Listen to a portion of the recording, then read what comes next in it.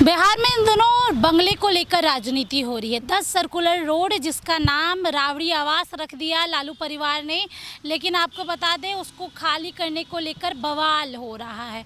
जहां भवन निर्माण विभाग के द्वारा एक नोटिस जारी हुआ और ये लिखा है उस नोटिस में कि राबड़ी देवी को वो आवास खाली करना पड़ेगा और बिहार सरकार के मंत्री नंद किशोर राम को ये आवास आवंटित हो गया है और अब वो किसी भी वक्त वहाँ शिफ्ट कर सकते हैं। लेकिन राबड़ी देवी ने खुली चुनौती दे दी सम्राट चौधरी को, जो कि बिहार के मुख्यमंत्री हैं, और ये कहा कि जब तक सम्राट चौधरी अपने पुलिस प्रशासन को भेज के खाली नहीं करवाएंगे, हम खाली नहीं करेंगे, हम बंगला खाली नहीं करेंगे। और तमाम आरजेडी के नेता यही कह रहे हैं। लेकिन आज हम बात करेंगे बिहार की राजनीति की। बिहार की राजनीति को समझना इतना आसान नहीं है और बंगले को लेकर और प्रतिष्ठा की लड़ाई को लेकर हमेशा ही राजनीति हुई है।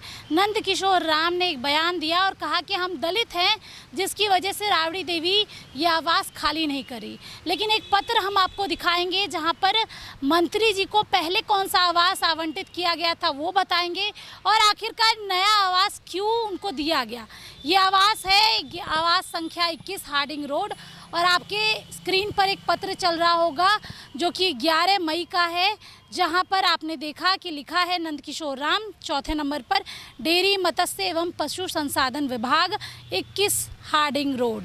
ये वही आवास है जो मंत्री जी को पहले आवंटित किया गया था और आप इसकी तस्वीर देख लीजिए, ताला लगा हुआ है अभी भी, और ये 11 मई 2026 को आवंटित हुआ है। इसमें कई और नाम भी हैं जिसको मंत्रालय मिला, लेकिन अब चर्चा हो रही है कि आखिरकार नंद किशोर राम को जब ये आवास आवंटित कर दिया गया था तो नया आवास फिर उनको क्यों आवंटित किया गया।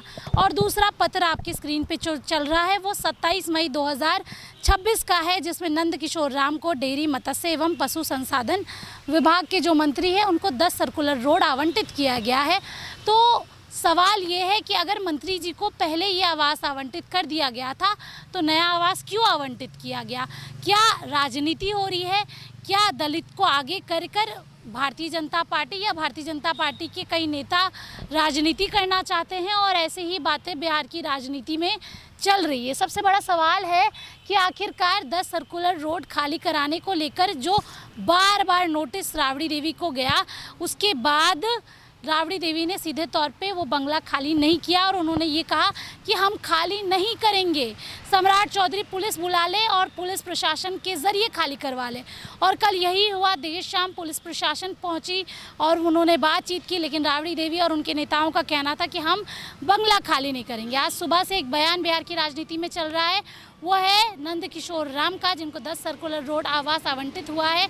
उन्होंने कहा कि मैं दलित हूँ, इसलिए राबड़ी देवी खाली नहीं कर रही। लेकिन बड़ा सवाल ये है कि जब पहले ही मंत्री जी को 21 नंबर हार्डिंग रोड आवंटित किया गया था तो मंत्री जी यहाँ क्यों नहीं आए, क्यों नहीं शिफ्ट हुए मंत्री जी यहाँ पे।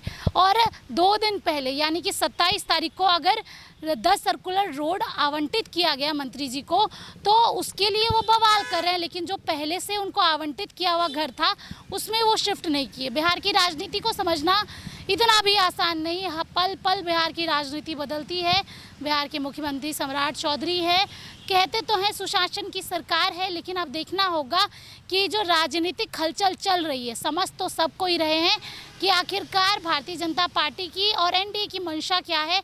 लेकिन बड़ा सवाल ये भी अब हम आपको छोड़े जा रहे हैं कि आखिरकार जब पहले 21 नंबर हार्डिंग रोड आवंटित कर दिया गया था तो फिर 10 सर्कुलर रोड क्यों? क्या तेजस्वी यादव को, लालू यादव को या उनके परिवार को परेशान करने के लिए एक दलित को आगे किया गया है, दलित चेहरे को आगे किया गया है? अब ये तो वक्त ही बताएगा कि बिहार की राजनीति में आगे क्या कुछ होता है। सहयोगी प्रशांत के साथ स्नेहा गुप्ता, NBC 24 पटना।